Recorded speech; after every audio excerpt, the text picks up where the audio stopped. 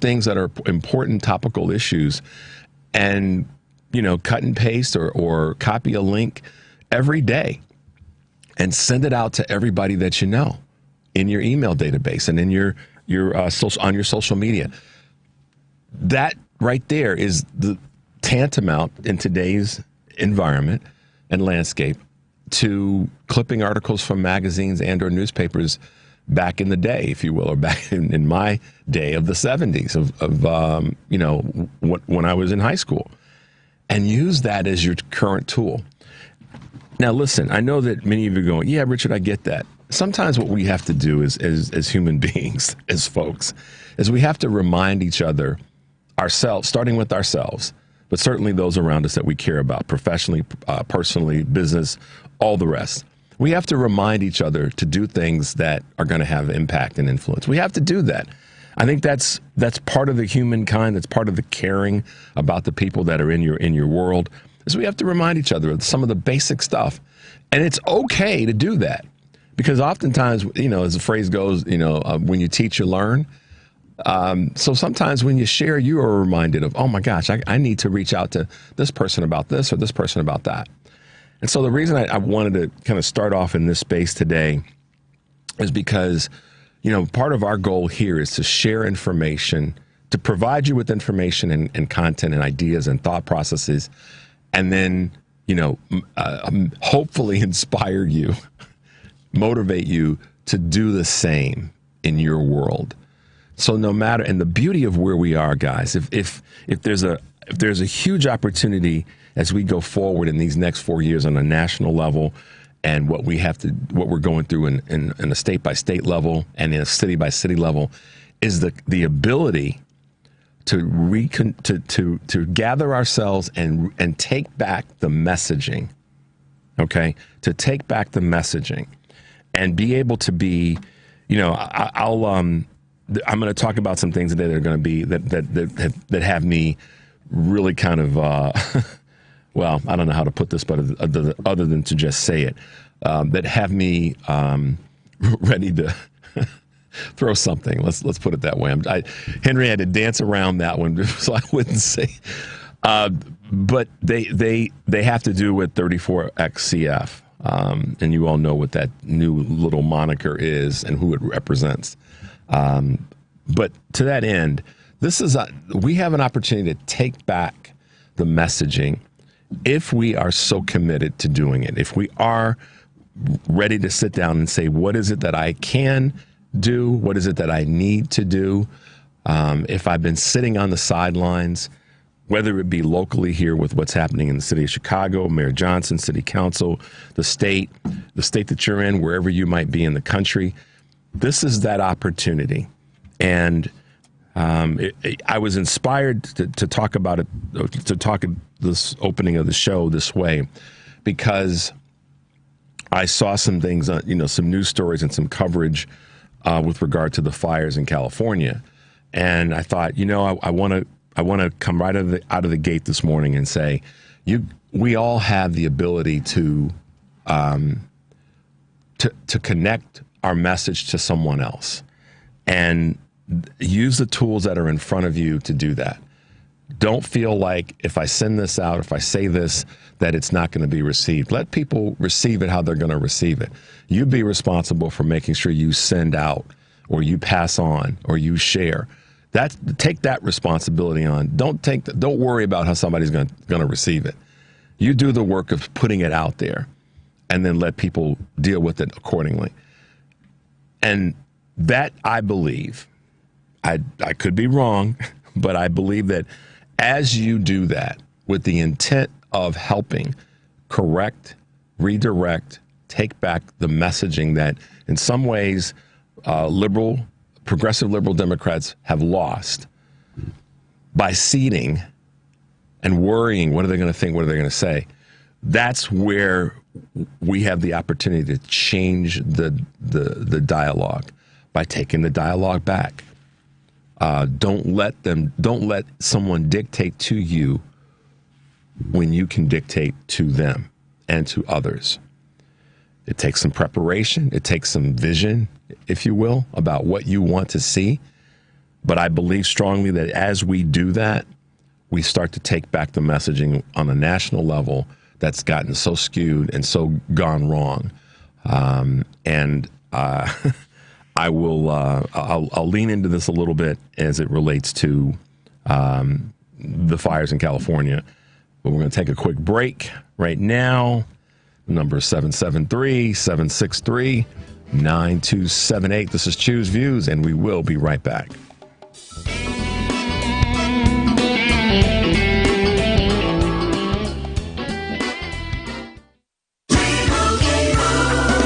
And Doug. Limu wanted me to tell you to customize your car insurance and save hundreds with Liberty Mutual. He says because we all like to save a buck. No, okay, he said with the extra cash, you can lease a new truck. Wait, he said he went to middle school with geese and ducks? Actually, I think Limu just said squawk. Only pay for what you need at libertymutual.com. Liberty, liberty, liberty, liberty. Savings vary. Underwritten by Liberty Mutual Insurance Company and affiliates. Excludes Massachusetts. Chicago's Progressive Talk. WCPT 820, where facts matter. Welcome back to Choose Views with Richard Chu on WCPT 820, Chicago's Progressive Talk. Hey guys, welcome back to Choose Views. Thanks for being with us this morning. I'm going to hit you with a few things that are happening in our world with our Choose Views news on this January 9th, 2025. California wildfires have turned deadly. President Biden will issue a federal emergency declaration in Southern California, where massive fires have claimed at least two lives, and I know that that's now up to 5 as of late last night. And it's scorched more than 23,000 acres, and that's growing. The Palisade Fire, which alone destroyed over 1,000 structures, remains 0% contained. Most destructive in Los Angeles history. Tens of thousands of Los Angeles County residents face potential evacuation, and they already are in that space. Just how quickly these things have changed. It's a tough situation, and many people are without power, and of course have lost their homes, and the list goes on. I'm going to talk about this a little bit more in a moment. AT&T's RTO mandate has hit a snag. A return to office mandate began this week, and it appears to be off to a rocky start, according to Business Insider, which spoke to several employees at the telecom giant about their experiences. Workers returning to AT&T's Atlanta office reported overcrowded parking lots and a shortage of available desks. To address elevator congestion, the company posted signs with motivational quotes encouraging employees to use the stairs instead. AT&T said it's aware of the issues and plans to make adjustments. Most workers spoke to think that the RTO mandate may be an effort to cut the workforce. Oh, AT&T, listen, you're a big A company. You plan this stuff out, Henry. You got X. How many people were, prior to the pandemic, how many folks did we have here? We had 1,000. Okay, let's walk the floors and see how many desks do we have. Okay, we don't have enough desks. We need to make that happen before we say y'all got to come back. Another thing, elevator situation, you have tracking of how those elevators, sometimes it really is crazy how companies don't do some just basic assessment. Not rocket science. All right. Corporate hiring did slow in December. Corporate companies added fewer than expected jobs in December as the labor market softened to the end of the year, which is not unusual. That happens on a year-to-year basis. U.S. corporate payrolls rose by 122,000 in the month of December, the smallest amount since August, according to ADP. Most hires were by firms with at least 500 employees. Payroll processor also reported slowing wage growth, with those switching jobs seeing a 7.1% gain, and those who remained a 4.6% increase, the least since mid-2021. New jobless claims, meanwhile, ebbed to their lowest since February at 201,000, according to the Labor Department. Delta is switching up Lyft for Uber. Delta Airlines is ending its 8-year partnership with Lyft, swapping it instead for rival Uber.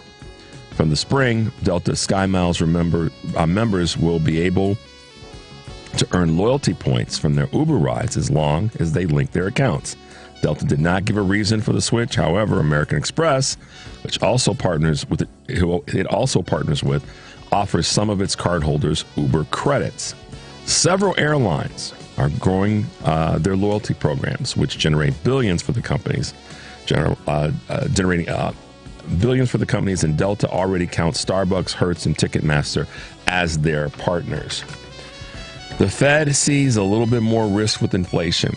Uncertainty about the new administration's policies will likely slow the pace of interest rate cuts this year, the Federal Reserve said. Minutes of the central bank's December meeting released yesterday focused on the potentially inflationary impact of immigration and trade policies currently under discussion by the incoming administration. Judging that upside risk to the inflation outlook has increased, members went ahead with the widely expected rate cut at their last meeting to be between 4.25 and 4.5%, but slashed their outlook for reductions this year to 2 from 4. All right. They're meeting again at the end of the month, so we'll see how that happens after this, the inauguration. And Goodyear is selling off one of its brands. And we drive, we have tires on our cars. Goodyear Tire and Rubber is selling its Dunlop brand to Japan's Sumitomo Rubber Industries for $701 million. The deal, which includes Dunlop's trademarks in Europe, North America, and Oceania, follows a strategic review. It expected to close its mid-2025 pending regulatory approval. Goodyear plans to use the proceeds to reduce debt and fund other initiatives. All right, so they're also, in making these changes, getting rid of some of the issues that they had with the deal in the first place. But the reason I thought this was important is that, let's hope that with that change that we don't see loss in jobs for people that are part of the company. Okay, guys. Thanks for that little bit of background music, Henry, and our Choose Views news this morning. So I will dive into something that we talked about a little bit yesterday, because I don't know if anybody was listening or not, but apparently Merrick Garland has decided to release Jack Smith's January 6th report on Trump. Now, I know that the president and his whole staff were listening to this show, and they heard me when I said, President Biden, why don't you go ahead and release the documents? And then he probably reached out to Merrick and said, hey, dude, Richard Chu in Chicago on WCPT's AM 820 Choose Views said, let's go ahead and release this stuff. So they did, which is great. I'm glad that they were listening, and I'm very proud of our president for being an open-minded person, not a dictator, and listens to his constituency. So there. We'll see what it looks like in terms of what they actually do release, but it's my understanding that, and this is what the DOJ wrote, the special counsel has already transmitted his final report to the Attorney General as permitted by the district court's recent order. The final report comprises 2 volumes. Volume 1 relates to the special counsel's investigation and prosecution of President Trump relating to the 2020 presidential election, known as the election case.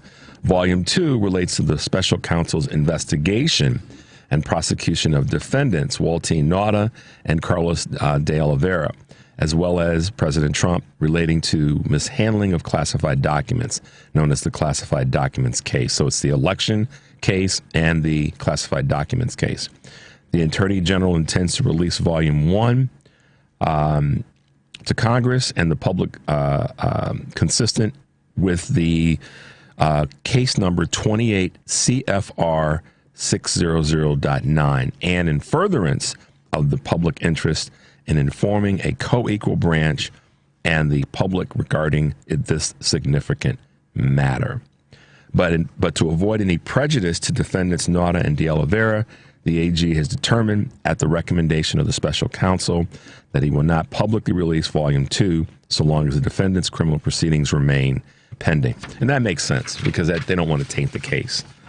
So that's good jurisprudence and good management of information in this case.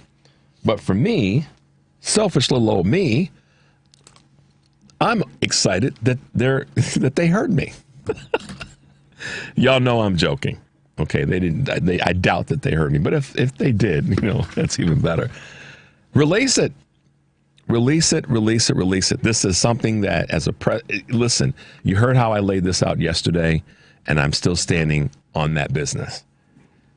The president's responsibility is to protect us from enemies, foreign and domestic.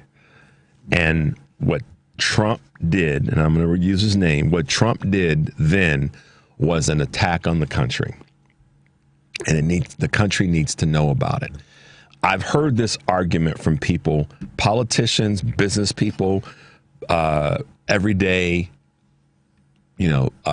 citizens that have said, well, it's going to harm the country if he puts that, if they do this, if they put that information out, if they process, it's going to harm the country.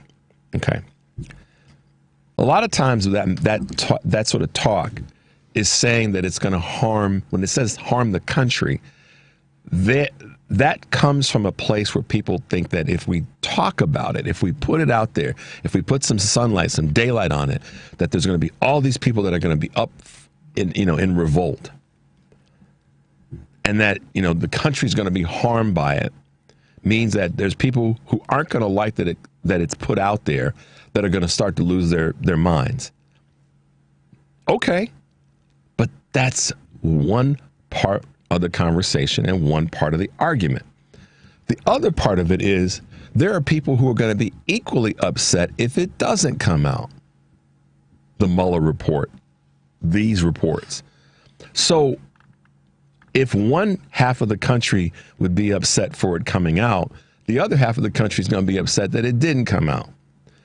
But at the end of the day, the litmus test has to be not necessarily what's good for the country, or not exclusively what's good for the country or a part of the country, yay or nay, but what's right based on what the officials who have the power to do something about it swore to do. Okay? Y'all understand that? It's not if the right's going to be upset or the left's going to be upset or happy. It's that these officials on a state level, on a regional level, on a local level, on a federal level, swore an oath to do a certain thing or not do a certain thing. They didn't swear an oath or weren't sworn to an oath that said, nah, we ain't going to send it out because it might hurt some people's feelings. I mean, Henry, they didn't sit down and say, okay, well, right here it says, don't send this information out. Don't do the thing that is designed to protect the American people. They didn't sign, it said the other, which is to protect the American people. So it's not about who's going to like it or dislike it or love it or whatever. It's about what they signed up for. Okay? It's about what they signed up for and said they would do. And protecting the Constitution does not mean keeping information private and holding it back. And at its core, that's the reason why Donald Trump should be sentenced by the courts in New York, because those judges swore an oath that upon a conviction, there comes a sentencing. Unless the conviction is what? Overturned.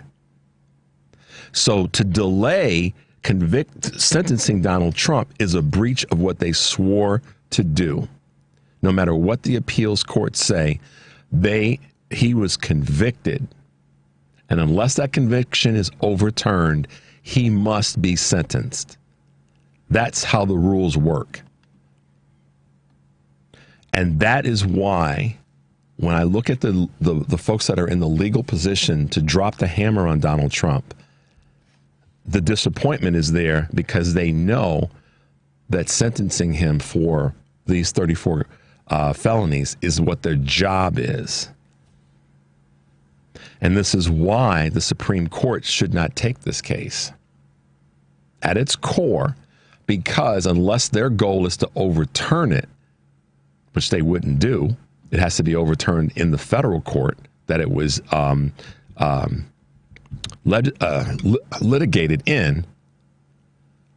Supreme Court actually doesn't have purview when it comes to the sentencing. All they're doing is blocking this decision to actually sentence him. And that's different. So, kudos to President Biden for tuning in yesterday and saying, yeah, we got to run with what Richard Chu said and release the documents, Henry. Kudos to the Justice Department for saying, yeah, we need to listen to what our old boy Chu says. Y'all know I'm playing. But they're doing what they're supposed to do. Put that out there. Let it be known. The country deserves to know. All of the country, not just the folks on the left that want it to be out there, but the folks on the right that have been allowed themselves to be hoodwinked and brainwashed willfully, frankly. I was asked that question. Why? It's because they want it that way. They want to believe in garbage. It allows somebody else to speak their truth when they don't have the guts to speak it themselves. To say, yeah, I'm a racist, I'm a sexist, I'm a misogynist. No, I'll let somebody else do it and I'll fall in line. Everybody needs to see it and hear it. So kudos. Yeah, guys. All right, we're going to take a quick break. We have a guest today in studio that I'm looking forward to having with us, Kenneth Smith, who's running for mayor of North Chicago. He'll be with us from 7:30 to 8 this morning. But right now, we're going to take a quick break. 773-763-9278. This is Choose Views, and we'll be right back.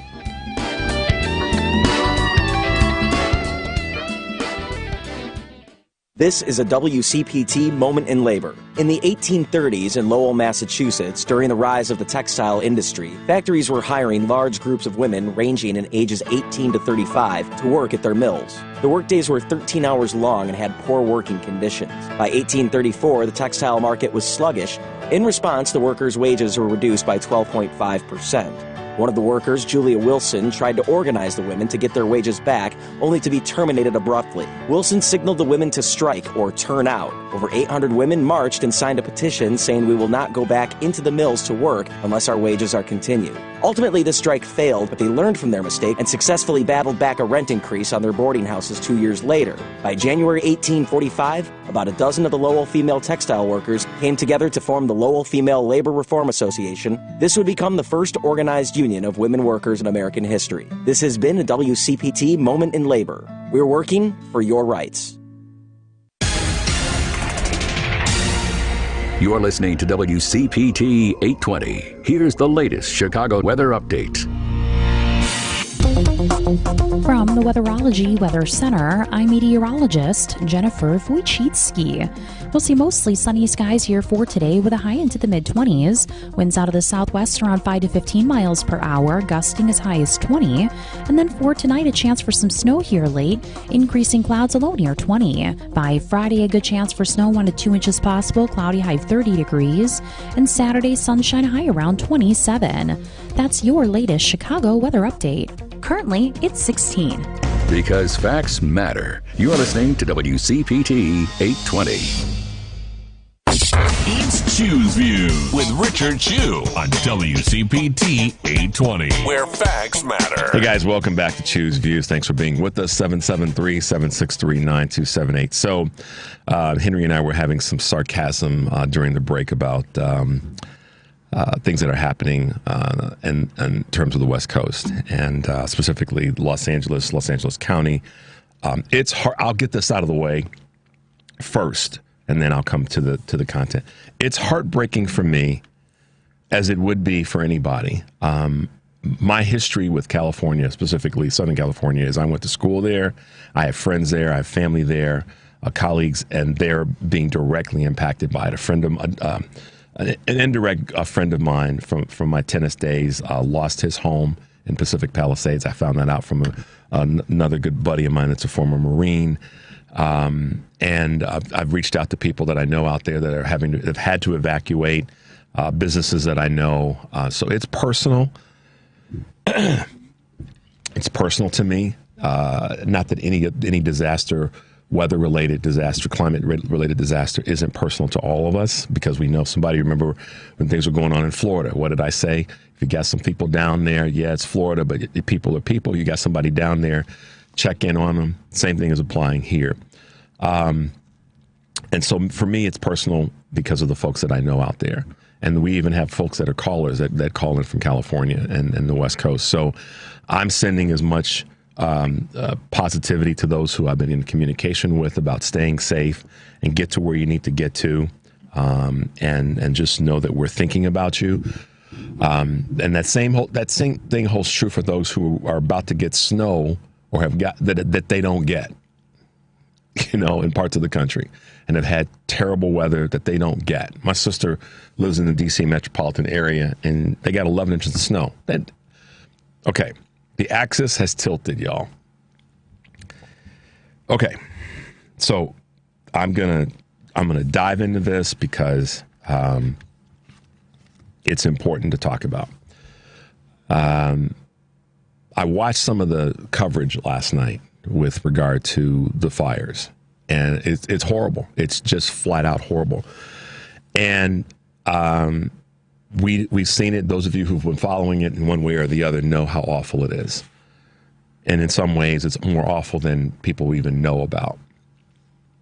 But these are the couple of things I want to land on. When it comes to something like this, Henry said it best during the break. He said, this is awful, but thank God that at this point, President Biden is president, and rather than Donald Trump.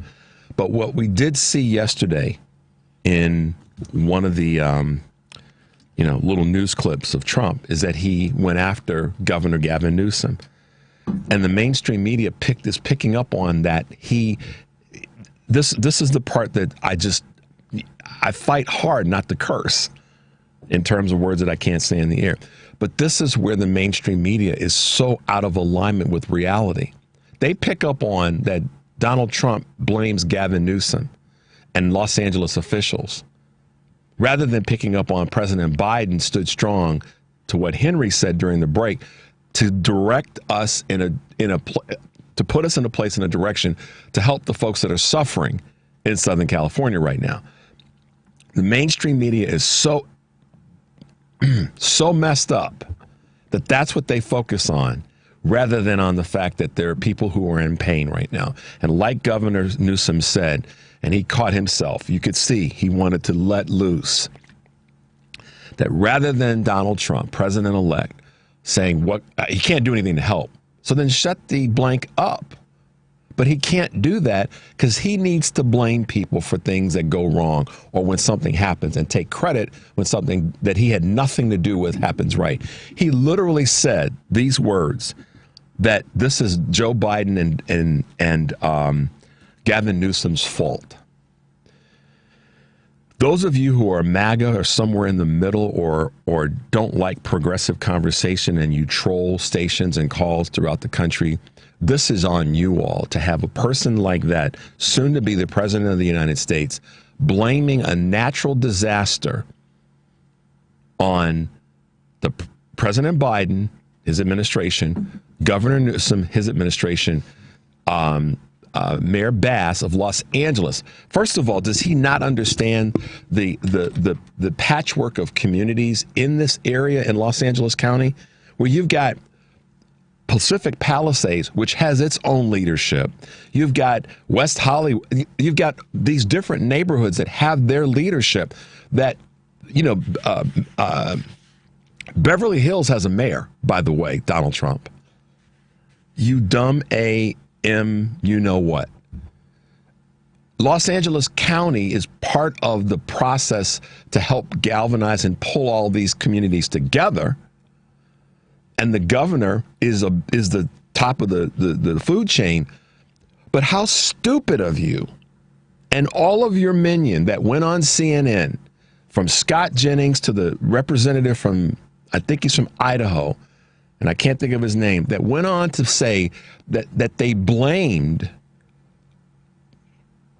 Governor Newsom for this tragedy by saying that they didn't pass the bills and they're holding back water and fire hydrants. First of all, these two knuckleheads are too stupid to understand the topography there, to understand how you could run out of water or have a pause just because of the topography, one. Secondly, these dumb A's, being partisan, don't understand that in Los Angeles, the city council put so much pressure on Mayor Karen Bass that she was forced to reduce certain parts of the budget when it comes to this type of protection for the community. Republicans forced the hand in that space. But when you have a natural disaster, here's the thing that Republicans refuse to talk about. In fact, they vote against it because most of them are climate deniers. They don't want to deal with the fact that climate change is a real thing. They deny it, they deny it, they deny it. Meanwhile, big oil companies just keep filling the Republicans' pockets, and some Democrats, just to be true, honest and, forthright in this conversation. But they fail Republicans en masse on a state level. We got Republicans in the state of Illinois that fight the governor and fight the mayor and fight the county officials on climate. And I'm going to talk to the mayor about that tomorrow. I'm not going to take the low-hanging fruit with the mayor. There's more issues that we need to talk about other than, this whole thing about hemp and whatever else. But anyhow, there are Republicans here in the state of Illinois, a blue state, that we don't have fire as an issue. We don't have some of the other issues that they have in other states, but we have our own that fight climate change legislation. Republicans do that all over the country, and certainly on a federal level. They'd rather get money from the big oil companies than to accept and acknowledge that we have a climate issue. The axis has tilted. The Earth's axis has tilted. Why in the hell does Chicago, in the last decade, we've gotten less snow in the last decade than we've gotten proportionately in the last 40 years during our prime winter month, cold month seasons, going to Halloween and to St. Patrick's Day? Why is that? That's climate change, knuckleheads.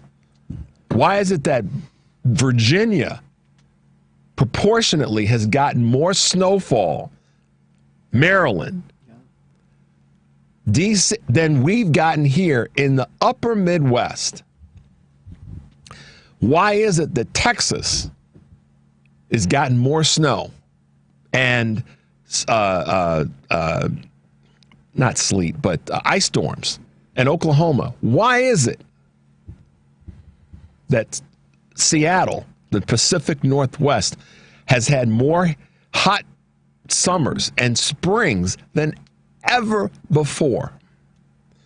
Because of climate change and the deniers that keep saying it's not real.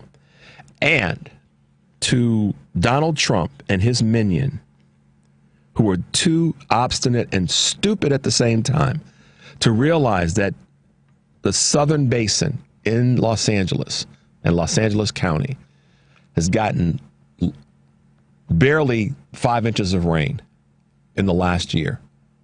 But that's so Henry made the comment, but the Democrats control the weather machines. So why would you light your own house on fire? I don't mean that in a derogatory way to folks in Southern California. I'm not being a jerk in saying that. If you could fix that, why wouldn't you fix it? And the thing that makes this so painful, and I'm sure you hear it in my voice, is on a federal level, this is the kind of carnage and garbage that half the country voted for.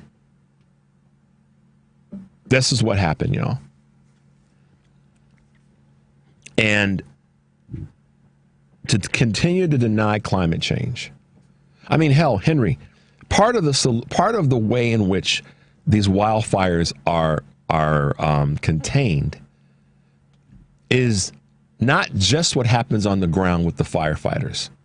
Let me just check a box here for a second.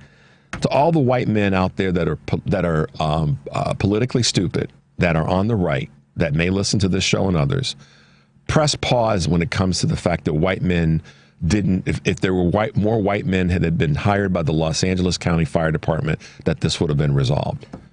That's what these knuckleheads on CNN were talking about last night.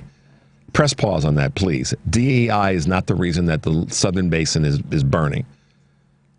And how stupid, this is what cracks me up. The white men that are saying this are supposed to be smart and get us to think that we're going to follow your belief system, but you're too damn stupid to realize that if there were more white men that were working, that the DEI wouldn't have had its influence. How absolutely racist, sexist, and stupid is it to say something like that?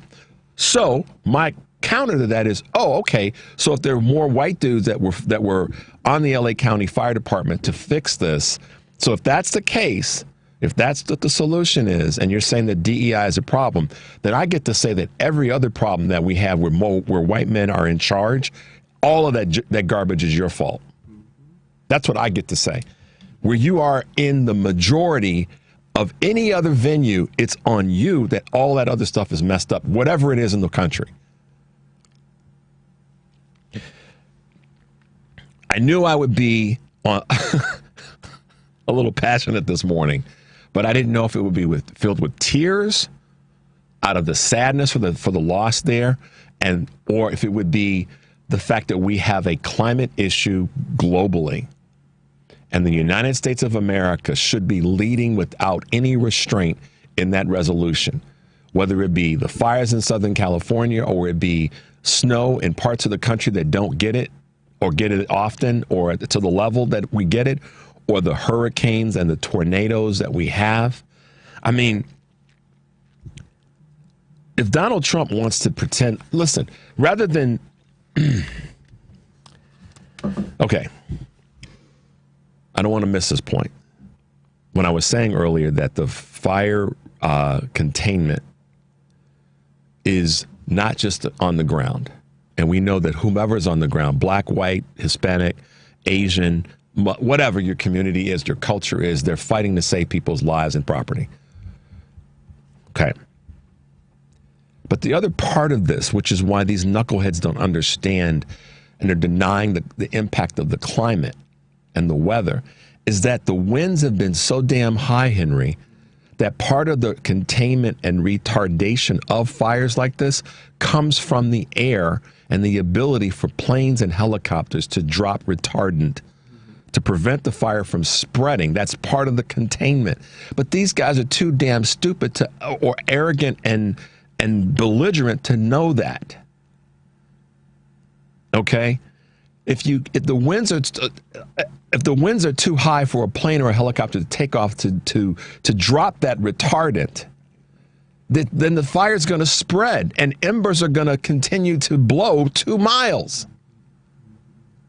Because the winds are so high, they can't get these guys and gals, white guys and black guys that fly helicopters and planes, are probably crying because they can't get up. They want to get up.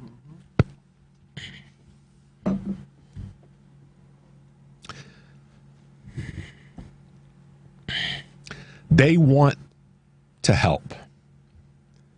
They want to get in their aircraft and do the thing that they swore to do. But because of the weather and because of the winds, they can't do it. Irrespective of their culture. So, Republicans, before you start to go down the road of blaming people, blaming Democrats, talking about DEI, understand science. And this is largely due to the fact that you all are deniers of science and deniers of climate change and climate issues. We're going to take a break. 773-763-9278. This is Choose Views, and we'll be right back.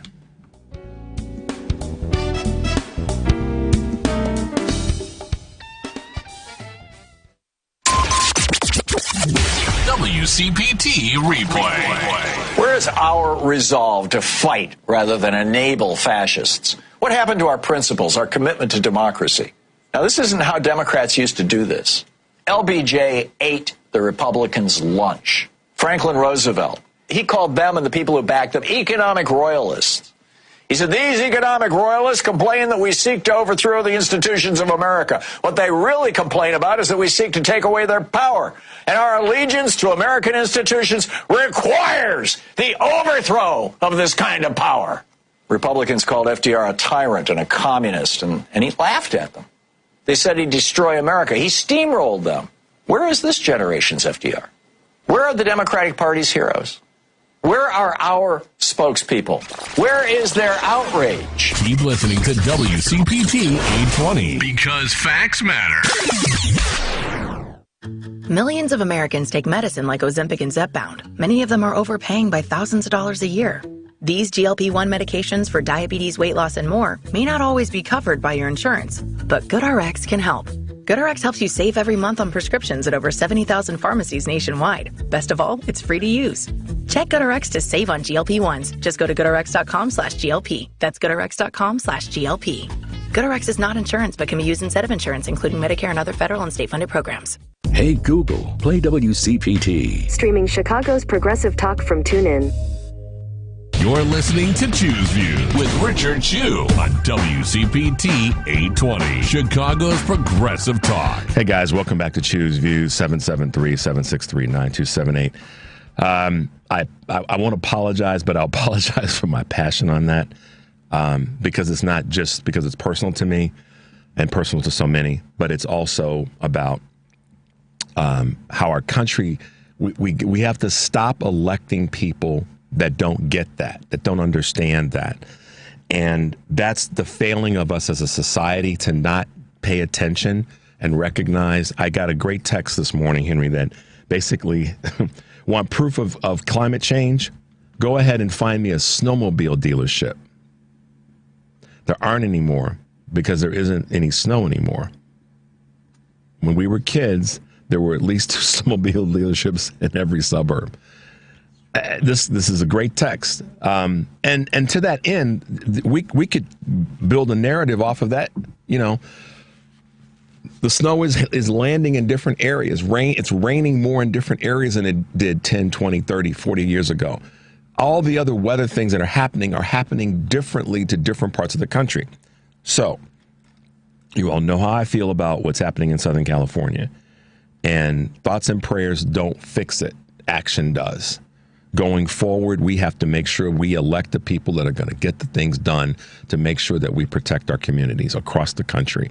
So if it's the fires in California, the heat in the Pacific Northwest, the ice storms through the Central Plains, snow in Texas, power outages, all the things that we've seen, the water, the hurricanes and tornadoes on the East Coast. That's just not the norm. And America, stop lying to yourself. Listen, this dude, 34 times XCF, pulled us from Paris Accords. What's that about, Republicans? That's about protecting this thing that, if you're a believer in God, that God gave us. But the same people on the right, the Republican right, the Christian nationalists, want to say, Revelations is coming. Well, we were given dominion over the things that we so-called believe in spiritually. And y'all, we're messing up. We're messing up in a big way. And for those who have put things on social media, and you know who you are, that's saying that Southern California, Los Angeles is getting what they deserve because of all the ills of that community, of that part of the country, you've lost your damn mind. Getting what they deserve from whom? So thank you for the text. I someone said, don't apologize for your passion. Well, I get what you're saying, and thank you for that. Maybe what Donald Trump should spend his time on, rather than talking about Greenland, Canada, and Panama, Maybe what you should focus on is Florida's issues when it comes to some of the weather impacts down there and the coastal degradation that's taking place. Maybe you should focus on that. I don't know. I'm not going to say something that some of you probably are anticipating that I might want to say about Mar-a-Lago and weather and its oceanic view. I'm not going to say it, but you all are smart enough to know what might be going through my brain right now. And I'm not going to say that because that would be wrong of me. But maybe he should focus and put his energies toward leave Greenland alone. They ain't hurting anybody. Leave the Panama Canal alone. Leave Canada alone. They're not hurting anybody. Maybe focus on your state's coastal issues. How about that, Donald? Got a clip I want to play for you guys as we get to the top of the hour from a Canadian official that had something to say about the Donald's comments about Canada. So no, sorry. And I really also take offense, sorry, Mr. Trump, took offense to your idea that Pierre Poilievre wasn't good enough to lead the Conservatives. Wayne Gretzky, I mean, he's great. He is the great one. He skates to where the puck is going. It's not going to MAGA. The puck is on a Canadian ice rink. And by the way, Mr. Trump, please, before making public pronouncements that Wayne Gretzky should run for prime minister, give yourself or get yourself a briefing on the nature of parliamentary democracy, a Westminster parliamentary system, and a constitutional monarchy where no one runs for prime minister. We have elections for members of parliament. We don't get to pick and choose among our billionaire friends for who gets a seat at the cabinet table. If they're not an elected member of parliament, well, Canadian system is different from that of the United States of America. I suggest that Mr. Trump find one of his grandchildren's school books and look at the year 1776, which may explain a few things to him about why our systems of government are different. I don't want to belittle Mr. Trump, but on the other hand, hey, Donald, have we got a deal for you? You think we want to be the 51st state? Nah, but maybe California would like to be the 11th province. How about it? California, Oregon, Washington, you've got geography in common with us. And not only that, we've already got a carbon trading system between California and Quebec. We've got some strong alliances on our west coast from British Columbia. There's been a lot of academic papers on the idea of Cascadia. So California, Governor Newsom, and Washington State, Jay Inslee, and newly elected Governor of Oregon, Tina Kotek. How about it?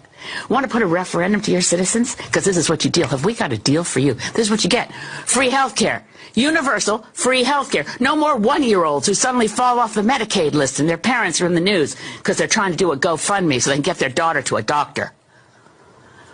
Universal free health care. And guess what? Those gun laws that your Congress is too afraid to pass because of the national gun lobby, we already got our strict gun laws. That's why we have the safest streets around the world, or at least in the United States, by the way, the most recent stats, 5.9 out of every 100,000 people is killed in a fatal gun incident versus 0.88 per 100,000 in Canada. That's because we have strict gun laws. California citizens, Oregon, Washington, safer streets. Here we already have good gun laws, and women have a right to an abortion under our universal health care system. But, we don't have to stop there. Donald, think about it. You could get rid of all these states that always vote Democrat. You know what else will take Bernie Sanders off your hands? Proud new Canadian citizen of the great province of Vermont. Vermont, New Hampshire, Maine. We'd love to see you. Our maritime provinces already have deep, deep links and ties. Well, enough kidding around. But honestly, President Trump, get used to it. Canada is a sovereign nation full of, guess what, proud Canadians. We're not jingoistic. We don't boast a lot. That's one of the things we kind of have in common with Jimmy Carter. We're not a big nation for braggarts and bullies. We actually like to think we're of service in the world. We could do better. We can always do better. But we love our country. And it's a country It's a nation, and we do not aspire to be 51st state. So let's not hear that anymore. If it was a joke, it was never funny, and it ends now. Thanks.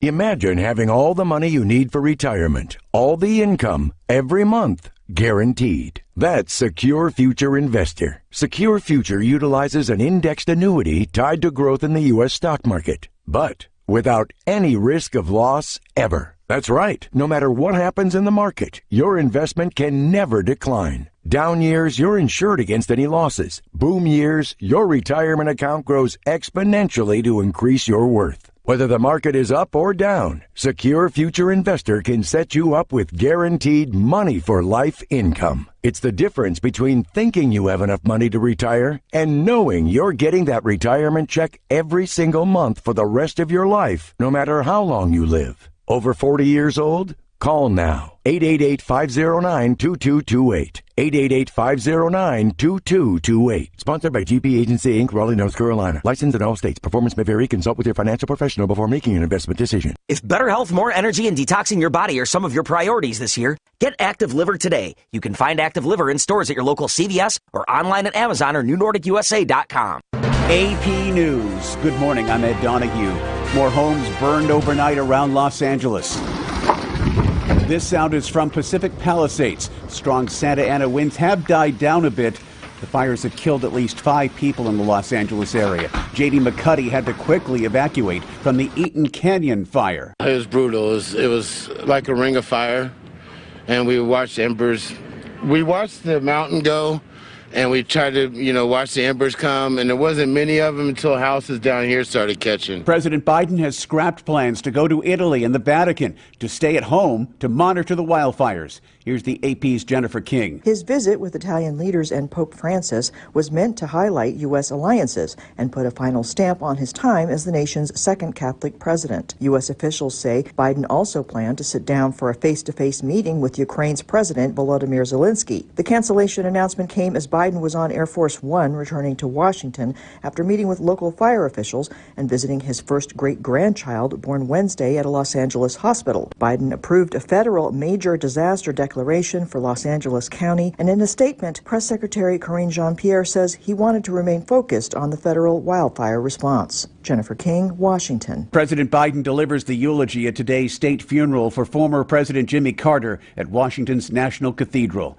Italian Premier Giorgia Meloni says she does not believe President-elect Donald Trump actually intends to use military force to seize control of Greenland or the Panama Canal. She says she reads the comments more as a warning to China and other global players to keep their hands off such strategically important interests. Schools and cities from Texas to Georgia are shutting down in anticipation of freezing rain and snow in the forecast for much of the South. The severe weather is expected across a stretch from New Mexico all the way to Alabama. This is AP News.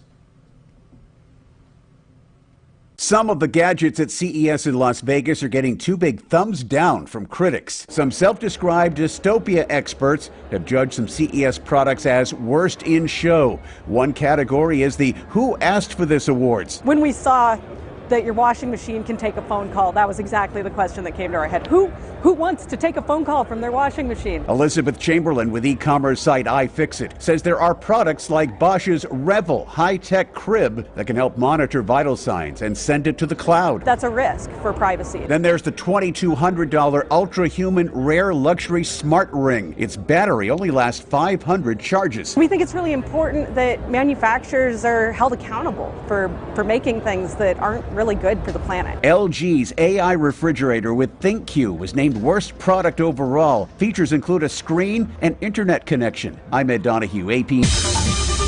This is 820 AM, WCPT Willow Springs, and streaming worldwide at WCPT820.com. We are Chicago's progressive talk, where facts matter. Now, your WCPT 820 weather update. From the Weatherology Weather Center, I'm meteorologist Jennifer Wojcicki. We'll see mostly sunny skies here for today with a high into the mid-20s. Winds out of the southwest around 5 to 15 miles per hour, gusting as high as 20. And then for tonight, a chance for some snow here late, increasing clouds a low near 20. By Friday, a good chance for snow 1 to 2 inches possible, cloudy high 30 degrees. And Saturday, sunshine high around 27. That's your latest Chicago weather update. Currently, it's 16. Adopt, don't shop. This is Dr. Craig from Mark Drugs. We're proud to support WCPT's Pet of the Month, benefiting the Anti-Cruelty Society. Adopt, don't shop is the movement that promotes animal rescue over pet stores. Illinois has wisely outlawed pet stores, but many of those operators merely moved over the border to Indiana or Wisconsin. Their dogs largely come from inhumane puppy mills and live shorter lives with a myriad of health problems caused by overbreeding. I have several canine patients that are on an extensive regimen of medicines simply to extend their lives. I believe every dog deserves a loving home, proper nutrition, and a chance at a long, healthy life. In my experience, rescued mixed-breed dogs are the healthiest of all. So stop by the Anti-Cruelty Society location in the city or log on to their website to find your potential next family member. Or check out markdrugs.com to see this month's Pet of the Month. Remember, you have a choice when it comes to your health care, and a great choice is Mark Drugs in Deerfield and Roselle to get better health and care for you and your pets. WCPT 820, Chicago's progressive talk, where facts matter. Welcome back to Choose Views with Richard Chew on WCPT 820 AM, where facts matter.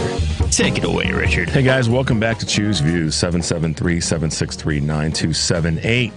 All right, what's happening over at heartlandsignal.com? We've got some great clips there on Heartland Signal X. And obviously, we're throwing the necessary shade on Republicans for some of the stupid things that they say and do. And we've got a great piece there from Governor Tony Evers up in Wisconsin, and some clips from Governor Tim Walz talking about Sarah Huckabee and her $19,000 lectern, along with some of the other crazy things that are happening with Republicans and the things that they're doing. Even, President-elect Donald referring to the Gulf of Mexico as Gulf of America. What an arrogant POS for that. But you can find those over at heartlandsignal.com, and you can share them with folks who might need to be plugged in. Today, from 2 to 5, Joan Esposito will be taking your calls and talking to Russell Berman of The Atlantic and media critics Mark Jacob and Jennifer Schulze. Friday on the show, Joan will talk with Illinois Congresswoman Nikki Budinski, live, local, and progressive. Weekdays, 2 to 5 p.m., Joan Esposito here on WCPT, AM 820. Driving it home with Patty Vasquez. We'll be taking your calls. And today on the show, she'll welcome Wisconsin Circuit Court Judge Susan Crawford to the show. Crawford is a candidate for the Wisconsin Supreme Court race that will determine control of the court on April 1st. Driving it home with Patty Vasquez, weeknights 5 to 7. And of course, just a reminder that Choose Views has 2 new podcasts, Choose Views full episodes and Choose Views featured interviews. You can subscribe to one or both. Podcast is available: Spotify, Apple Podcasts, iHeartRadio, YouTube, Amazon, and TuneIn. Just search for Choose Views with Richard Chew, or get the links by visiting heartlandsignal.com/choose-views. Guys, as always, thanks for tuning in and being with us. So I want to go back to what I was talking about before we went to the break.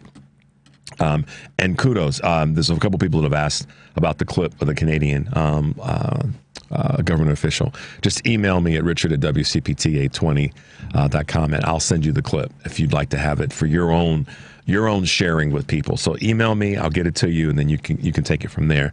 But Henry, I did have someone that said to me that sent this clip. In all fairness, they said that we don't really care about fires in California, or Donald Trump for that matter. Let it go. Move on to local problems in Chicago and the problems in Illinois. Okay, we can walk and chew gum at the same time. Okay, no disrespect to the text that was sent to me, but we should walk and chew gum at the same time, because the problems are universal. Climate change is universal. Nobody, listen, we just heard in the AP report, and I talked about it before. I'm not just, I said it was personal to me with this area of Southern California because of my history and connection there to this day. But I also spoke about what's happening down in Florida and what's happening in Texas and what's happening in the South and the Plains right now. That's a climate change issue. That is not a Chicago only or Illinois only issue. Newsflash. That is a country and global issue, y'all. And we have to start right now taking it seriously. We have to just draw a line in the sand and say we have to start leaning into fixing this now. You know, the emission of CO2 into the environment is literally killing us. Do y'all realize that it's not just the fire itself in Southern California that's destroying? There are going to be people that are going to have respiratory issues as a result of all of this smoke and all of the things that have burned, and how that's going to impact the environment. And by the way, for those who are in areas where you think you protect, nobody is. And I'm not saying this to be negative or be, Debbie Downer. This is a global issue, which means that if it's happening someplace else, we have to be mindful of it here where we are. And you got to we have to get out of our bubble. Yeah, we got issues in Chicago. I've talked about that before. And I'm going to push Mayor Johnson tomorrow. I'm not going to take the low-hanging fruit. I'm going to talk about the things that I think are as important, if not more, than some of the issues that the battle, if you want to call it, based on the 30-second news clips about he and Governor Pritzker, who I support both of them. I can support both of them and be critical of them at the same damn time. So we got issues in Illinois. We got issues in Chicago. But that doesn't mean we can't thrive and go forward. We have climate issues here, too. They're just different ones. We do. So stop fooling yourselves, people. Stop fooling yourselves. Stop being selfish and saying, oh, let's talk about what's happening here in Illinois and Chicago. No, we're going to talk about all of it. We're going to talk about the things that are happening to people in Pennsylvania when it comes to our climate, as well as the folks in Florida.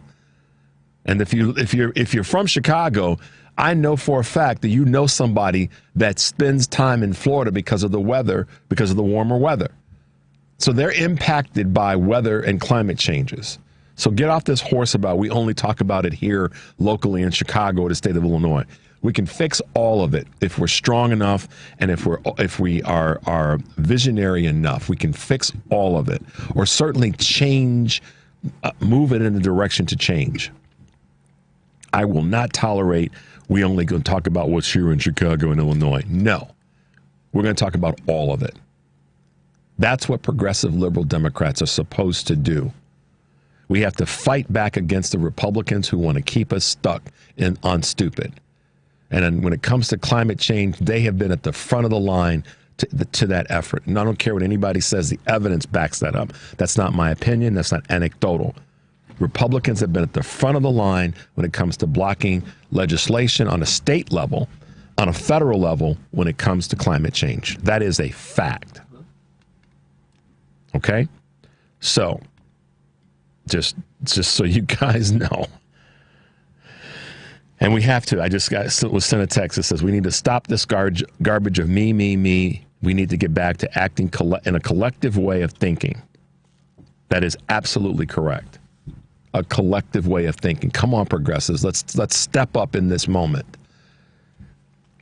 Excuse me. The change that's going to take place with the administration on a federal level. We know that what we saw from Trump yesterday is what is going to be par for the course. And now is not the time to wither to this craziness that's coming our way. All right. You guys, thank you for those who've sent texts to me that said, don't apologize for my passion. I appreciate that. Because my passion is about me caring and wanting us to do something about it, wanting us to have solutions. Tomorrow we will have Mayor Johnson on with us. And I'm going to ask him some of the questions that I think are important. But I also want to talk about where we have to go with our city. So don't worry. We're going to have a good conversation. And, I want to make sure that we get the mayor to talk about some of the things that I know are on his mind, are on his agenda that he ran on, that he's got to step forward on. So we will cover those things tomorrow. Don't you worry. All right.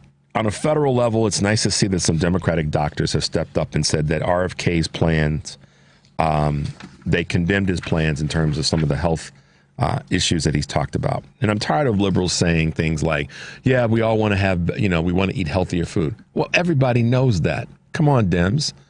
We know that. It's not that that doesn't take a rocket science to know we all want to have a healthier way of eating and better meals and better. We get all that. Maybe we start with big companies spraying less pesticides on foods. How about that? That's not a partisan issue.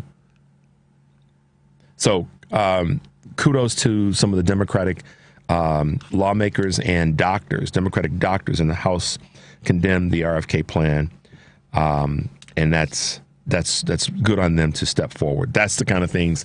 That's what I talk about, and what I mean when I talk about standing in the void and stepping into the messaging about what we have to do as progressive liberal Democrats. It's taking that kind of leadership. All right, guys, we're going to take a quick break. We'll be right back. The number is 773-763-9278. This is Choose Views. We'll be right back.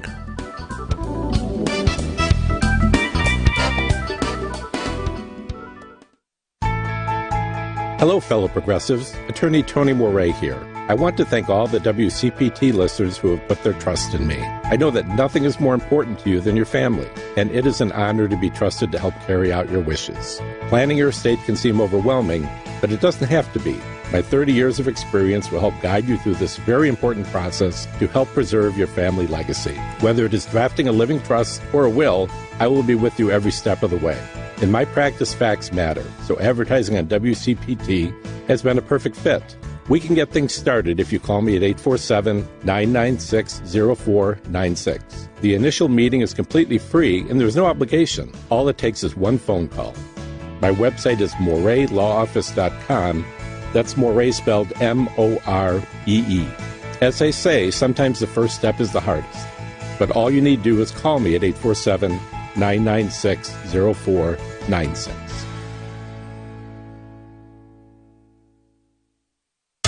This is WCPT 820, where facts matter.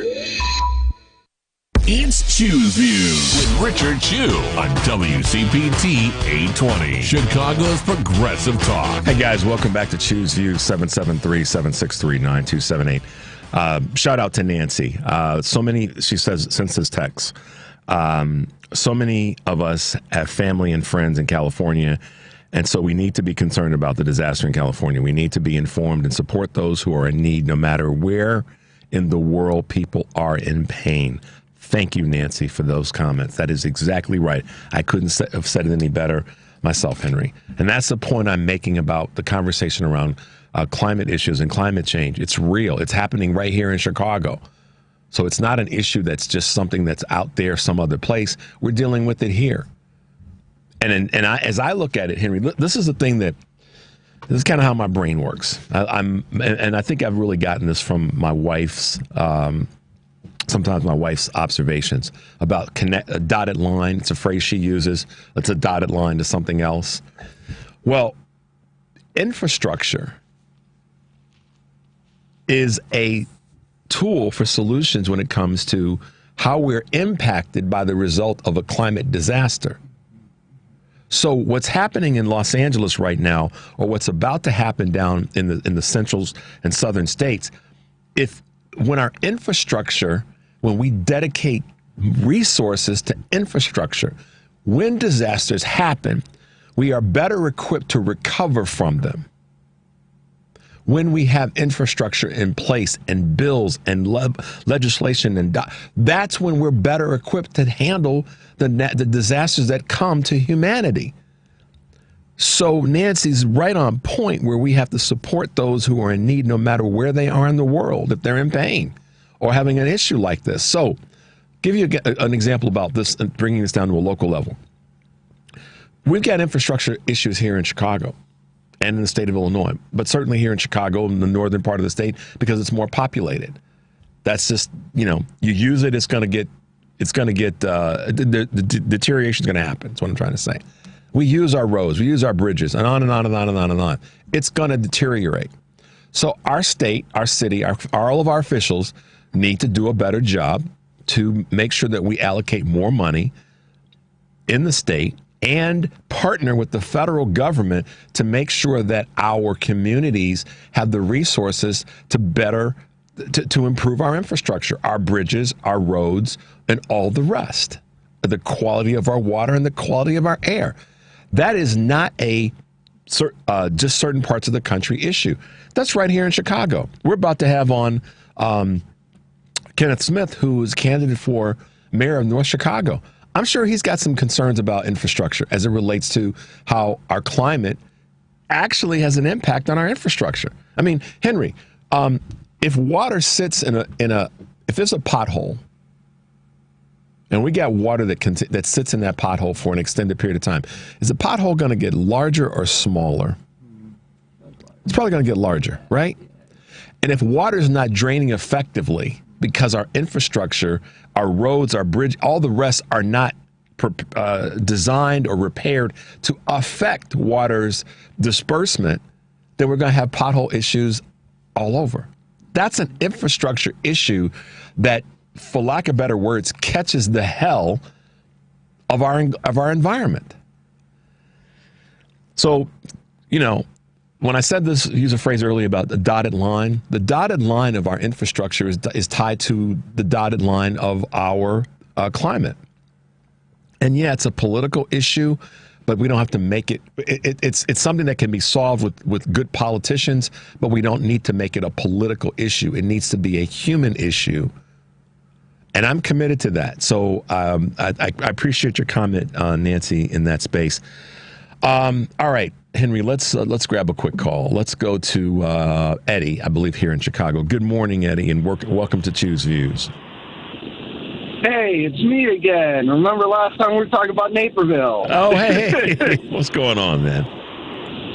Hey, so just like you, I'm absolutely disgusted by how some of these people are treating the situation in L.A., and I think it really does come down to a people issue, because Mango Mussolini could come out tomorrow and say, you know, back in 92, Palisades bouncer, he dumped me out the club, and all his fan base would be like, oh, yeah, you know what, screw the Palisades. And it's like, dude, think about it.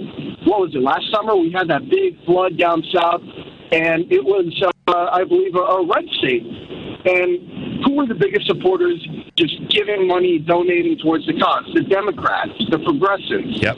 And now we deal with something where, you know, people that are voting blue, they're affected by something, and immediately these guys are, like, forgetting everything that we've, you know, try to strive together towards, and they're just like, oh, no, because you voted this, you know, that's what you get. It's like, what are you people doing? Listen, man, I appreciate you breaking it down like that, because it doesn't matter. Like Nancy, who texted me, said, it doesn't matter. When folks are in pain or in a tragic situation, we all have to step up to make sure that those folks, because here's the thing, Eddie, you know this, we're probably no more than 2 or 3 what's the phrase, degrees of separation from somebody who's impacted by what's happening with our climate. It's a fact. I mean, it doesn't take rocket science mind. Like a weird, you're right, because I don't know what it is, like an emotional detachment to reality or something that's going on with these people right now. But I mean, in a retrospective, I could positively say, you know, I'm part of the local music community out here in Chicago. I throw a lot of events in the underground for punk bands, rock bands. And, you know, there is a political thing going on there, too, where it's like you got your bands that are progressive, democratic, liberals, and they pretty much are the majority here in the city. And then you get the conservative Republican bands from, like, I don't know, Braidwood. And, you know, a lot of them tend to fight with each other about these kind of issues. And really, that's how you don't get booked in the city, when you prove to everybody around you that you're self-centered. And you would think that they would take that and kind of like text to text, text to self, text to world. What the hell am I doing? That means here, here, and here. And why is it affecting me negatively? And I think that might be the key solution here is self-awareness. A lot of these people are not self-aware of how self-centered they can be. And it's like, look at 9/11. We all came together. I mean, I was a child outside playing, and my mom yanked me inside because she thought a plane was going to hit Chicago. But, like, I was just a child. But my mom was like, oh, yeah, we're all going to get through this together. And I'm like, what are we getting through? And, then I realized what 9/11 was. But, we don't have that kind of a unity anymore. What does it take to make all of the United States come together again, if not war or something immensely tragic? I don't know, half the United States, disappears in a black hole. Oh, man. Listen, Eddie, first of all, thanks as always for your contributions, and we appreciate you giving us a call. And listen, man, I hear what you're saying about us coming together, and that's part of one of the reasons that I am so thankful to be able to do this show, is that's what I want to see for us. What the singular answer is, I don't know what that is, but I know collectively it's folks like you and others who talk about it and are not afraid to talk about it, so that we keep leaning in and coming up with solutions that we can all benefit from. So thank you so much for your call this morning. No problem. I mean, it's true. We need a collective consciousness in times like these. Otherwise, it's just going to turn into one of those things where we vote one guy, does something good for 4 years, vote another guy, and he might just spend his 4 years undoing all that. Yeah, I hear you. Yeah, thanks for having me on. Thanks, Eddie, for calling. Have a good day and be safe out there. All right. Yeah, I mean, he asked a question, and I humbly say I don't have a singular answer. What I will say is that, to his point, the collective is important. The ability for us to say, when are we going to stop this? I mean, and listen, I get it. There's been a movement, and there is a strong part of this country that wants to see people in pain. I based on conversations that I've had for years now, if not going back a few decades, there is reality to this Christian national movement. Now, Christians don't get upset with me. Folks of other faith don't get upset with me. But this is where I believe, based on the things that I've seen and heard and conversations that I've been a part of, where there's this sort of belief that the pain that the people feel is a directive from God, and that people should feel it, and that it's what God wants, and it's designed to bring people to God, so that when people are in pain, then they turn to God. Y'all know what I'm talking about. I'm not making this up. Something I created in Richard Chu's laboratory of thoughts. And Christian nationalism has made its way to our Supreme Court. It's part of where our legislators are on that level. And so that's one of the problems that we have right now, that I feel a lot of people don't want to, they don't want to lean into. And that is how much the manipulation of Christianity has negatively impacted the country. How much Christian nationalism is part of the legislative agenda of the right.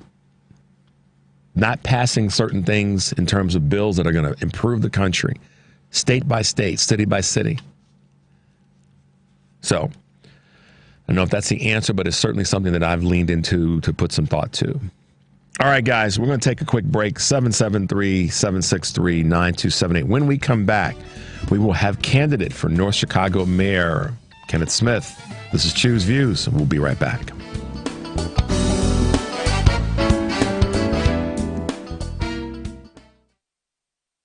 This is a WCPT Veteran Minute. In 1939, when Europe was on the brink of war, a single mother was bringing Jewish refugees into her home, teaching her two daughters to help others when you can and fight injustice. Freddie and Tross Alferstegen took their mother's advice to heart, joining their mother in distributing anti-Nazi newspapers and pamphlets for the resistance, a dangerous act when the Nazis invaded the Netherlands. But with the girls being young, Freddie being only 14 and Tross being only 16, Nazis were less likely to suspect them to be working for the resistance. This is most likely why in 1941, a commander of the Haarlem resistance group to ask their mother if he could recruit Freddie and Tross. Their mother and the girls agreed and were given basic training, and within 2 years, the girls are bringing Jewish refugees into hiding, working in emergency hospitals, sabotaging bridges and railway lines, and killing Nazis, sometimes ambushing them from their bicycles. Despite the Netherlands not wanting to acknowledge the girls' achievements, their contributions to helping the Allied powers will never be unnoticed. Hey, looking for a winning team on a winning station? You found it right here on WCPT 820 AM. Join the marvelous one, Dan Marver, the palacious one, Paul Shivari, Sports on the Couches, Mike Mercado, and yours truly, Devin Tingle, every Sunday at 9 p.m. for the Sports Cubicle, where the inmates run the asylum, and the boss, well, they yell at us on Monday morning because we're working overtime. Looking for your late night dose of sports talk radio? We're here. Join us on the Sports Cubicle Sunday nights at 9 p.m. This is a WCPT moment in labor. In the 1830s in Lowell, Massachusetts, during the rise of the textile industry, factories were hiring large groups of women ranging in ages 18 to 35 to work at their mills. The workdays were 13 hours long and had poor working conditions. By 1834, the textile market was sluggish. In response, the workers' wages were reduced by 12.5%. One of the workers, Julia Wilson, tried to organize the women to get their wages back, only to be terminated abruptly. Wilson signaled the women to strike or turn out. Over 800 women marched and signed a petition saying we will not go back into the mills to work unless our wages are continued. Ultimately, the strike failed, but they learned from their mistake and successfully battled back a rent increase on their boarding houses 2 years later. By January 1845, about a dozen of the Lowell female textile workers came together to form the Lowell Female Labor Reform Association. This would become the first organized union of women workers in American history. This has been a WCPT Moment in Labor. We're working for your rights. You're listening to WCPT 820. Here's the latest Chicago weather update. From the Weatherology Weather Center, I'm meteorologist Jennifer Wojcicki. We'll see mostly sunny skies here for today with a high into the mid-20s. Winds out of the southwest around 5 to 15 miles per hour, gusting as high as 20. And then for tonight, a chance for some snow here late, increasing clouds a low near 20. By Friday, a good chance for snow 1 to 2 inches possible, cloudy high 30 degrees. And Saturday, sunshine high around 27. That's your latest Chicago weather update. Currently, it's 15. You're listening to WCPT 820 because facts matter. It's Choose Views with Richard Chew on WCPT 820, where facts matter. Hey guys, welcome back to Choose Views, 773-763-9278. As the phrase goes, all politics are local, and things start on a local level when it comes to people that we elect and that we support and want to see them move things forward in a positive way. And this morning we had the opportunity to have candidate Kenneth Smith, who's running for mayor of the city of North Chicago, with us here in studio. So that's always kind of fun to have a guest in studio. A lot of our guests call in, but welcome to the show. Welcome to WCPT and Choose Views. Thank you. And when I had the option to just be on the phone or to come in, I said, I have to come in. Well, welcome to the show, and I'm glad you were able to make it in for this last half hour of the show. So you're running for mayor of North Chicago. A lot of people don't know there is a North Chicago, but we do. Yes. And so I'll just start off with the most obvious question. What is it that drove you to say, I'm going to get in this race? And what is it that you feel is the biggest reason for you to be in this race? Well, first of all, thank you for inviting me to be on your program. But the answer to that question is, tell you a little bit about myself. I've been brought up in the church. So in the church as a minister also, I served the people. And then when I decided to run for alderman, that's serving the people at a different level. Yep. Then I decided to run for mayor, which again is serving the people at a different level. So that's my whole motivation, is to serve the people. Got it. So when you started down this path, what were some of the, I would say, not objections, but obstacles that you have run into, or challenges that you're seeing in running for this position? I guess I would say one of the things is having the pulse of the people. If you take your two fingers and put it on your wrist, you feel your pulse. Yep. That's one thing I can say. I have the pulse of the people, and by serving the people, being amongst the people, you have a better idea of what the people want. And what I always do, I ask the people, what are some of the things that you want to see done in our city? That's how I have the pulse of the people, and I will coin my phrase of saying that I'm the people's mayor because I'm about doing the things that are best for the people. So what's the population in North Chicago? 30,000. 30,000. And from a voter standpoint, in terms of having the pulse of the people, what has historically been the percentage of folks registered and that do vote? Ooh, I really don't want to answer that question, but well, no, voting register is low. Okay. We have approximately 8,000 registered voters. I think the last turnout was about 600. Wow. Voters. And so that's why I say it's sad to say, but I am definitely working on getting those numbers up as one of my goals to break a record of voter turnout at this next election. What? Okay, so you get elected, but whatever the numbers are, your term, you're going to be doing all the things that you do as an elected official, and then you're going to get to this next term where you're going to run again. Between elected this time and the next cycle, what are you planning on doing to get voter registration and involvement up as a representative of the city of North Chicago? Glad you asked that question. I do have an answer. Okay. I think going back to when I first got involved in politics, per se, was in high school, and I ran for being the president of our class. So taking that and going to the next level, which is one of my phrases that I use in my political campaign, everything next level, we're forgetting about those 18-year-old, 19-year-olds, getting them involved in politics. I go to the National League of Cities, and I seen a group, and they had like 30 kids from their city. And to me, that's a key that our cities are not doing, getting the young people involved. Another thing, when I was growing up, they had a get to meet the mayor, or the kids could run to be the mayor for the day, right, get involved with the operations of the city. And I think that's something that I would definitely do to get the kids excited about being involved in the politics and the operations of the city. So younger voters is going to be one of your, for lack of better words, target groups in terms of getting them involved and their participation. What are you hearing from younger voters when you're out campaigning right now? Or younger citizens? That nobody cares about them. Okay. That they don't have anything for them. And I understand what they're saying because, for example, when I grew up, Thursday night, open gym. Mm-hmm. We look forward to that, and then Saturday morning. We don't have that anymore. And not only just open gym, because we have to change with the time. I'm a photographer. That's my by trade. And when I started taking pictures, it was film. Mm-hmm. And I had to change with the time or I would have got left behind. Yeah. So now digital, and it's digital now is great because back then when you're taking a picture, everything that you take, if it was bad, good, or ugly, you had to pay for it. Yeah. Digital, just delete.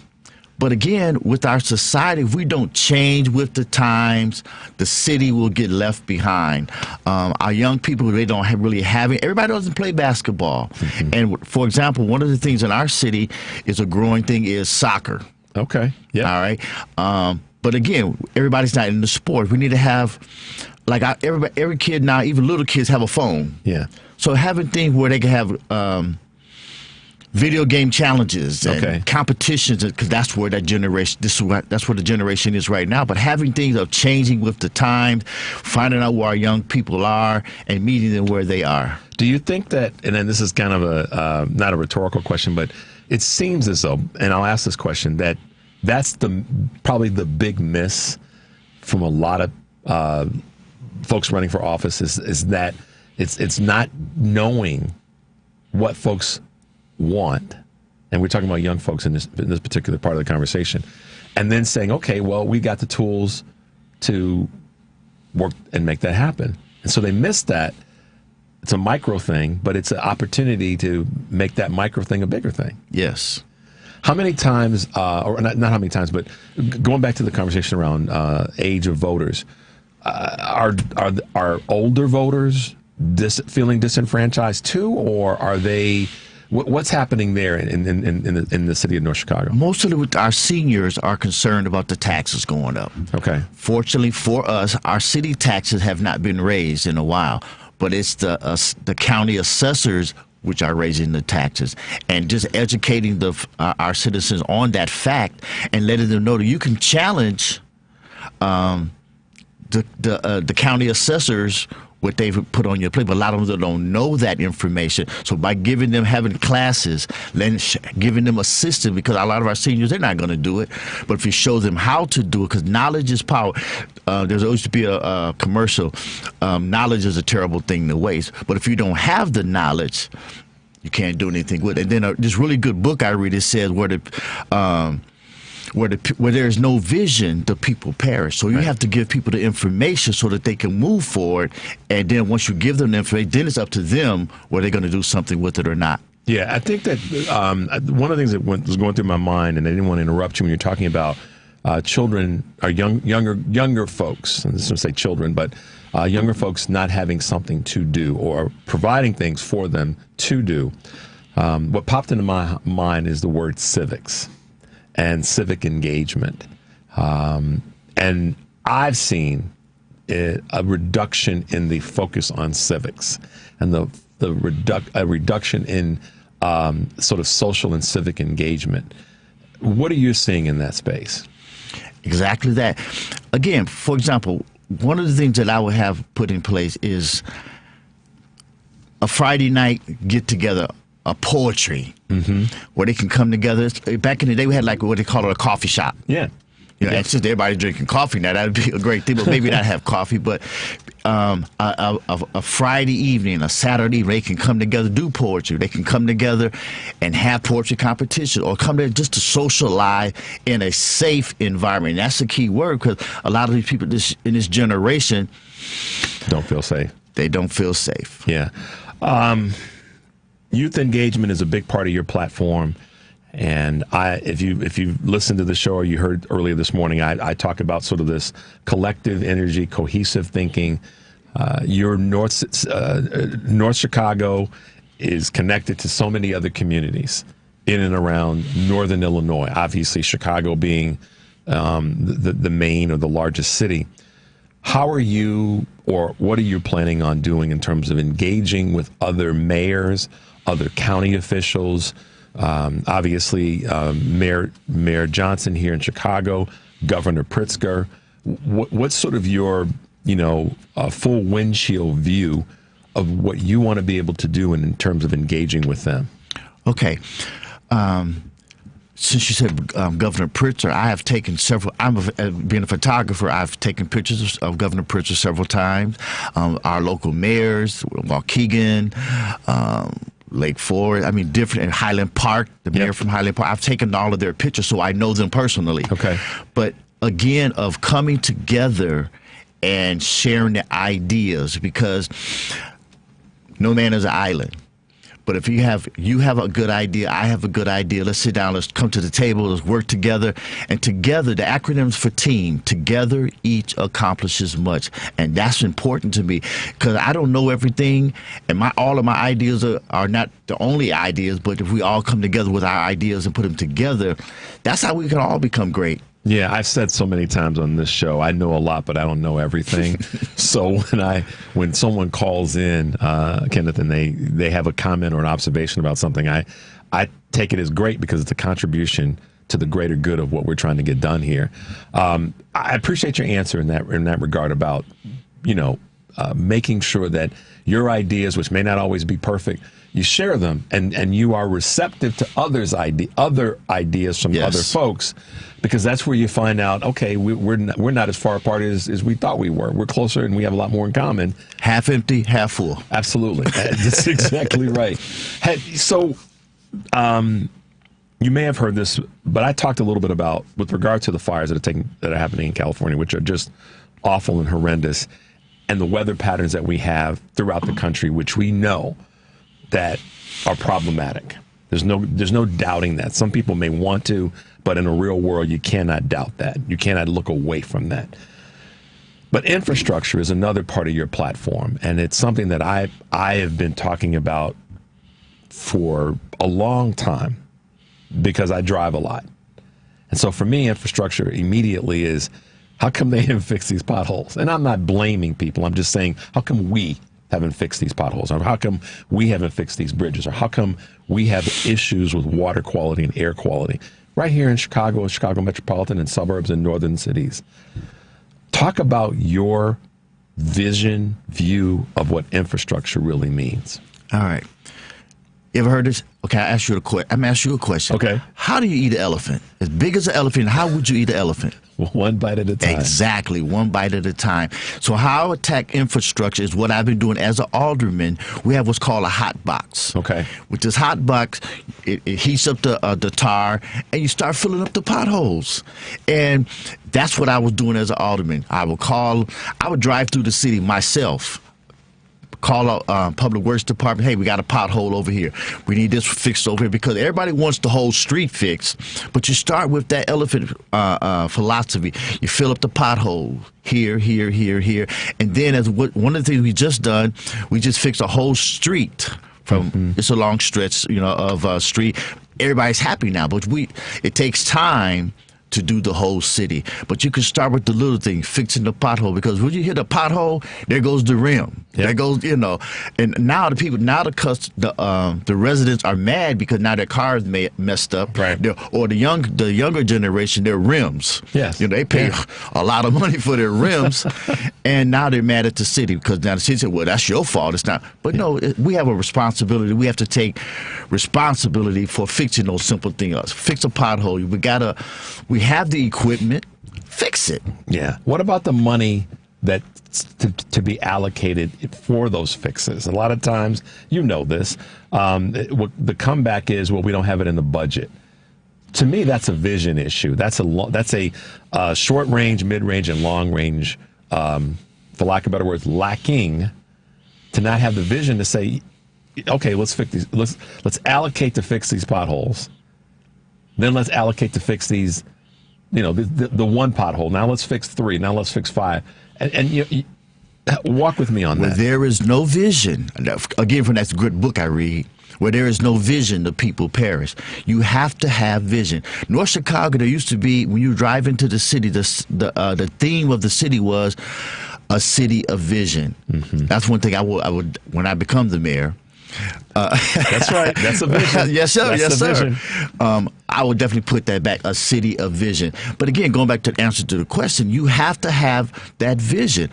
For example, a lot of the citizens complain about the sidewalks. We don't even have sidewalks throughout the whole city. Mm-hmm. Here, a sidewalk here, a sidewalk there. Let's make the sidewalks for everybody. Now, it takes time and money to do that. But how do you do that? We do a section at a time. Fix the roads a section at a time. Potholes are a simple fix. Yes, we can't do the whole street. We'll work on that the next year. We'll do another street the next year. That's how you solve the problem. People want to see progress. And sometimes it's the pothole at a time that shows people visually, literally, there's progress because we got this one fixed. Now we're going to get this one fixed. Sometimes, though, what people want to hear is what the vision is and the plan, so that folks can link themselves to something. How are you going to get the vision that we've just discussed out there, so that the people who should be following you, want to follow you, don't perish? All right.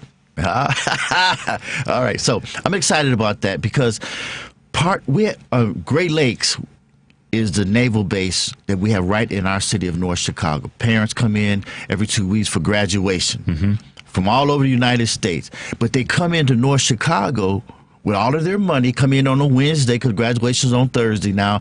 But they come there, but then they leave North Chicago and go to surrounding cities to spend the money because we have nothing there. Part of what I would want to do is build up our city. Right there by the naval base, we have plenty of land. We just got money to clean that land up, build a nice hotel there, build a nice steak restaurant there. nice store where the kids can just walk across the railroad track, go shopping, go back. When families come into town, they can spend that money in North Chicago and not take that money elsewhere. So when people see this, and not only with the hotel, we don't even have a hotel. Most people that have, we have the great Lakeshore Drive. I mean, not Lakeshore Drive, but we have a view of Lake Michigan. We want to build that lakefront up. That's what I was looking. Build up our lakefront, nice hotel, make it high enough where they can see the lake. Cut down a few trees. We're building up our beach, and then also North Chicago was awarded number 2 for the best place to start a business. Small, and so building that up, bringing more businesses into North Chicago, and teaching our young people about being an entrepreneur. I'm a photographer, as I said, but I started in high school. Yep, I remember. And 40 plus years later, I'm still taking pictures because of starting in high school. Back then we had wood shop, automotive, home ec, learning how to cook. And I can cook today, but mainly because of my mother. But me too. But again, getting these trades and teaching our young people how to be an entrepreneur. Another thing I just want to say, our schools they didn't really prepare us for real life. They didn't tell you about being an entrepreneur, saving money. They taught us a lot of things. And I'll say this real quick. So I was in algebra class. So one of the things that I got credit for in our class was class participation. So I raised my hand in algebra. I said, Mr. Fay, that was my teacher's name, I'll never forget. Mr. Fay, what am I going to use algebra for? Yeah. So I caught him off guard. He came back the next day. Well, if you're going to be an astronaut, if you're going to be an engineer, I said, Mr. Fay, what am I going to use algebra for? Because to me, it wasn't really getting me ready for the real world. So again, getting our young people the mind of investing, getting them in the mind of having your own business, working for yourself and not working for somebody else. And that's a global, and I don't mean global in terms of the world, but global thing from an educational system in the United States that I've actually said that our systems don't do enough. And some people want to make the partisan argument, or the biased argument of public schools versus charter schools versus private schools. At the end of the day, it's all educating our youth, so we all should participate together to make sure that our youth is better educated and better forward thinking and planning. So I agree with you there in terms of that's one of the things that's an opportunity. Building a hotel, taking land that's there that you can clean up, giving people more access to the beachfront and to the lake, almost said the ocean, to the lake, and being able to take a part of that. Do you feel that you can make some effort to create or provide North Chicago with a destination that's a place of where people want to come to? What are some of the things that you could do to kind of orchestrate that? That's the key word. Make it Are you familiar with Gurney? Oh, yeah. What is Gurney known for? I'll just help Six Flags. Six Flags and the mall. It's known as a destination place. So, yes, I want to make North Chicago a destination place. So when mom and dad get ready to come see Junior graduate, North Chicago, they have this there. Building up North Chicago. And, again, that goes back to marketing. If they don't know what's there, they can't enjoy what's there before they come. But building up North Chicago, making it a place of destination so people can, when they leave, they say, oh, you ought to go to North Chicago. We had this great ceremony, and they had this great hotel, and all these, making those things. But again, it goes back to marketing. You have to put the information out there. As a photographer, I have a saying, yes, I got my pictures taken by Kenneth Smith Photography. I could be in Walmart. Hey, yes, I got people that know and got their pictures done. Well, here's an idea. It just popped into my head in terms of the photography, because I remember. I mean, that was one of my classes that I took in high school. Loved it. One of my favorite classes, and did pretty well in it. And the reason I think I did well is I had a good teacher, but it's also an area that it was an area of discovery for me. Taking pictures was a thing to go and do that allowed me to see so much through the lens of a camera, but also when you take the camera down. And that's a whole nerdy thing about being a photographer. You know what I'm talking about. Sir. Yes, sir. All right.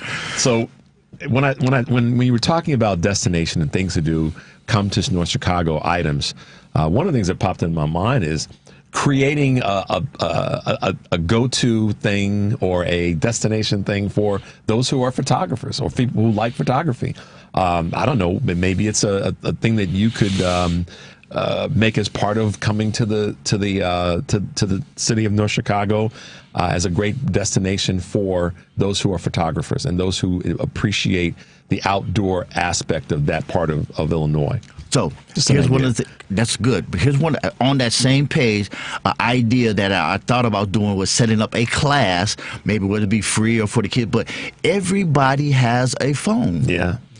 I mean, quick that's question. What was in the back of my mind when I thought about it. Go ahead. Sorry. So let me ask you a question. When you buy a phone, brand new, what's the most important thing in the box?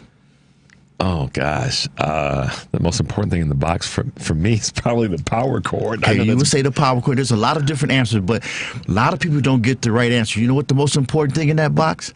The instructions. Yes, it is. That's correct. But you know what?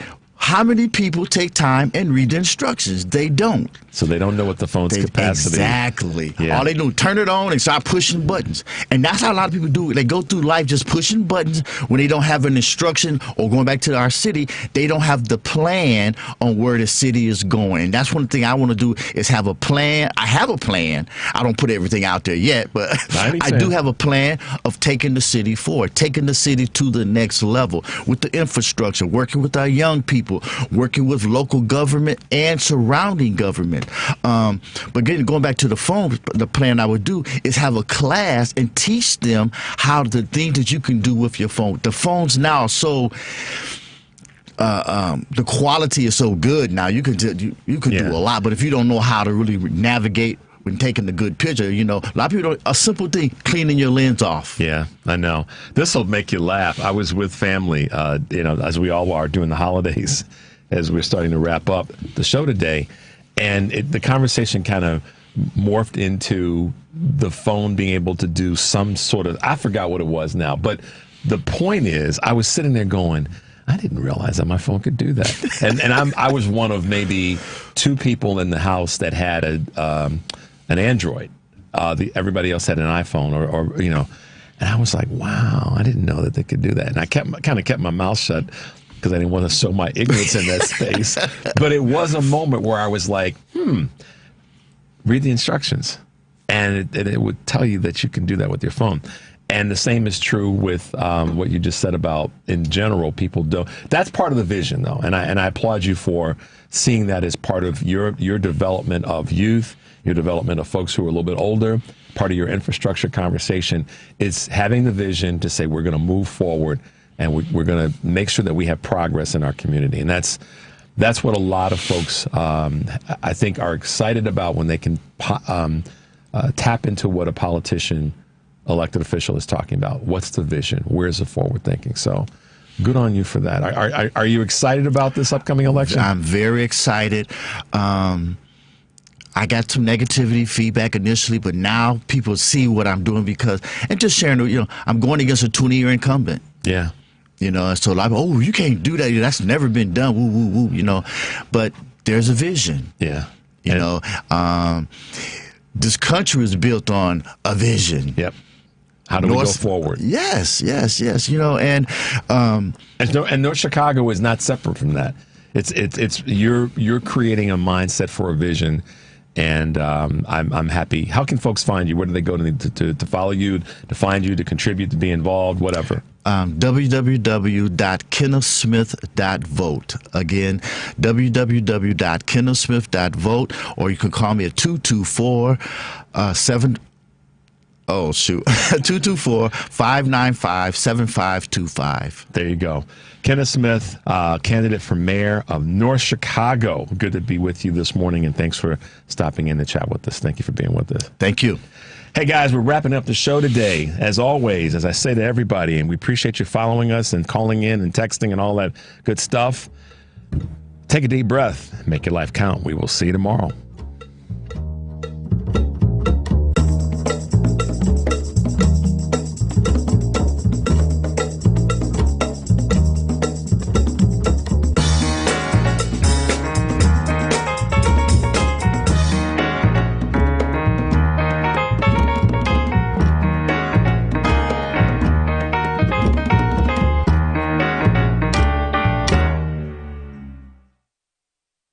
Still struggling with gas, bloat, constipation, nausea, or diarrhea? Have you tried eliminating foods but felt no change? It's time to call the tummy whisperer, Renee Barish, at Digestive Health Solutions. Renee uses targeted testing to reveal exactly what's happening in your gut.